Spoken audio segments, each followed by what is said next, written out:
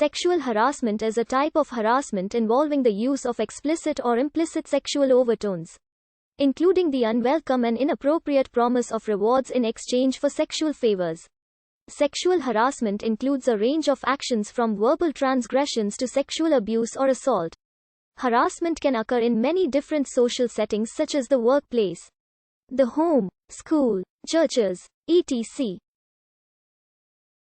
Harassers or victims may be of any gender. In most modern legal contexts, sexual harassment is illegal. Laws surrounding sexual harassment generally do not prohibit simple teasing, offhand comments, or minor isolated incidents. That is due to the fact that they do not impose a general civility code.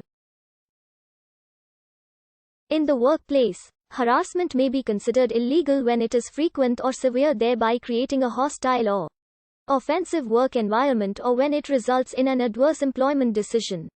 The legal and social understanding of sexual harassment, however, varies by culture. Sexual harassment by an employer is a form of illegal employment discrimination.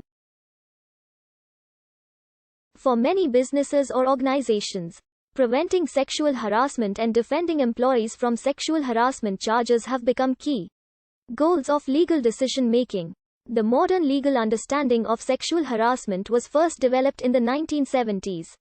Although related concepts have existed in many cultures, although legal activist Catherine MacKinnon is sometimes credited with creating the laws surrounding sexual harassment in the United States with her 1979 book entitled Sexual Harassment of Working Women, she did not coin the term. The phrase appeared in print in a 1972 issue of the Globe and Mail newspaper published in Toronto.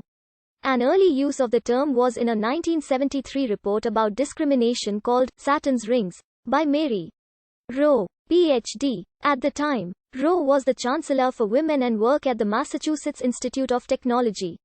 Due to her efforts at MIT, the university was one of the first large organizations in the U.S. to develop specific policies and procedures aimed at stopping sexual harassment.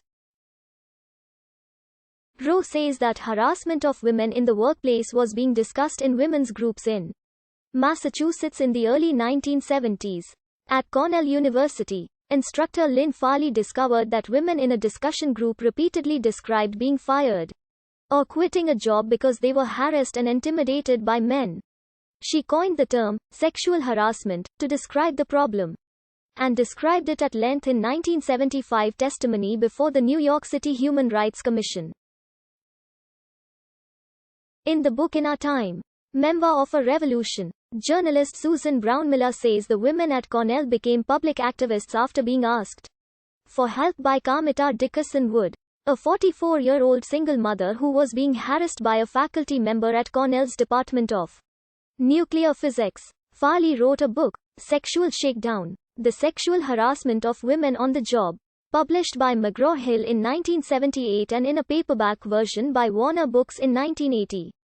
These activists, Lynn Farley, Susan Meyer, and Karen Sovanya, went on to form Working Women United, which, along with the Alliance Against Sexual Coercion, were among the pioneer organizations to bring sexual harassment to public attention in the late 1970s. One of the first legal formulations of the concept of sexual harassment is consistent with sex discrimination and therefore prohibited behavior under Title VII of the Civil Rights Act of 1964. Appeared in the 1979 seminal book by Catherine MacKinnon entitled Sexual Harassment of Working Women. Sexual harassment first became codified in U.S. law as the result of a series of sexual harassment cases in the 1970s and 1980s. Many of the early women pursuing these cases were African American, often former civil rights activists who applied principles of civil rights to sex discrimination. Williams v. Saxby and Paulette L. Barnes, appellant, v. Douglas M. Costley, administrator of the Environmental Protection Agency, determined it was sex discrimination to fire someone for refusing a supervisor's advances. Around the same time, Bundy v. Jackson was the first federal appeals court case to hold that workplace sexual harassment was employment discrimination. 5 years later, the Supreme Court agreed with this holding in Merita Savings Bank v. Winson. Another pioneering legal case was Alexander v.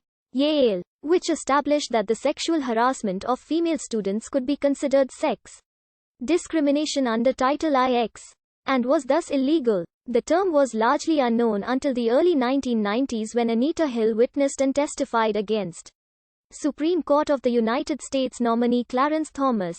Since Hill testified in 1991, the number of sexual harassment cases reported in the United States and Canada increased 58% and have climbed steadily. Sexual harassment may occur in a variety of circumstances and in places as varied as factories, schools, colleges, the theater,